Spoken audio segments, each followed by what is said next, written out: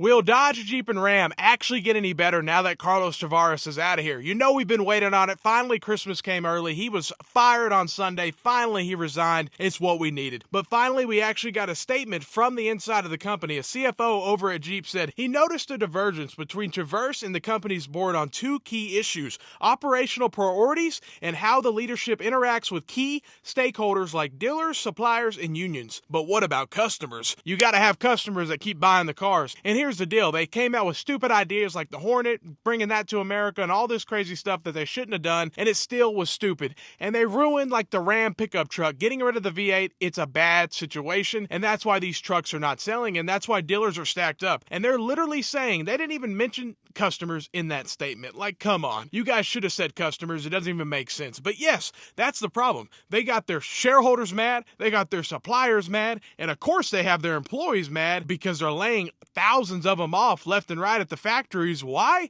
Because people are not buying the vehicles anymore, of course. Are any executives going to get laid off? Finally, the CEO did. But guess what? It took a long time. He laid off thousands of people before he laid off himself, of course. And at the end of the day, he was a cost cutter. That's about all he knew how to do. And that's where the board really had a problem with it, because it's like, you're destroying the company, you're ruining our reputation, and we didn't have much of a reputation to begin with. Dodge, Jeep, and Ram didn't have much of a name for reliability, but now the reliability is worse than ever. You have dealers that have inventory that have been sitting higher than ever, and you have the highest prices on top of all this combined, and interest rates are high, and then you're wanting to still push this EV stuff that nobody wants. Mopar is gone. It doesn't exist anymore. There's no more V8 muscle car. Make it make sense. But you still have competitors that still offer V8 muscle cars. So it's not like no one offers it. It's just you don't. That's the big problem. And it's Dodge, Jeep, and Ram. The electric Charger had a fake sound through this. It's like, what in the world? It's almost hilarious. And they're super expensive. I can't believe it. And they're not even that fast at the end of the day. Some Hyundai Ioniq or whatever it's called can beat that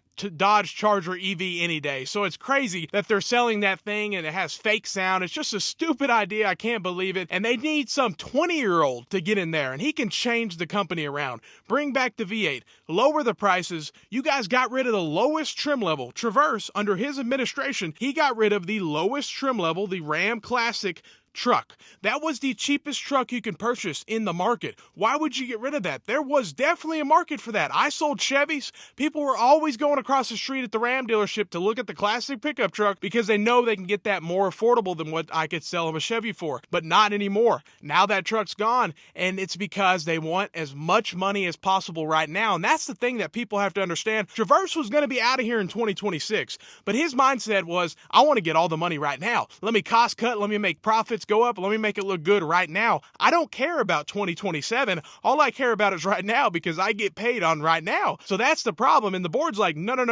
We got to look at the future. We don't agree with a lot of issues here. So can you go ahead and resign, please? And this has been going on for months. It's not a new thing. And finally he resigned. But if he didn't do it, he would have been fired right after. So I promise you, this was still a firing at the end of the day. He was told, put in your letter, it's time to get out of here. It's time to go. And this dude destroyed the company. The stock finally kind of came up a little bit, but it's still not doing good. It's been so bad the last 6 months. Man, it's going to take a long time for that stock to go anywhere up because it's been bad. The company is in a complete mess.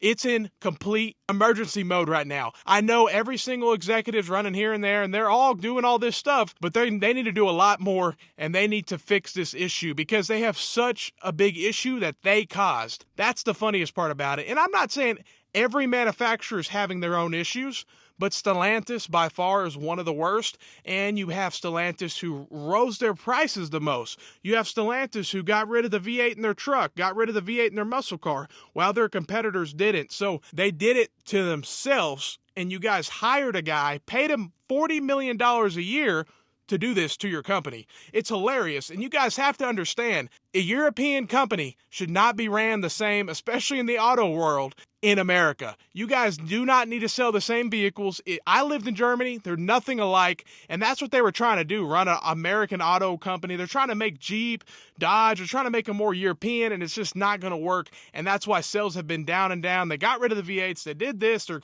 The Jeep Wrangler, they're getting rid of it to where you can only get the manual. Yeah, in Germany that works. Everybody drives a manual over there, but not in America. It doesn't work. You're just literally eliminating customers. It doesn't make sense. But finally, maybe they'll get a new CEO that knows what he's doing, but I'll be surprised if they actually do that. I'm going to expect they're just going to get someone who is going to put on the knee pads and do whatever they say. It is what it is. So let me know what you think. Have a great day and stay blessed.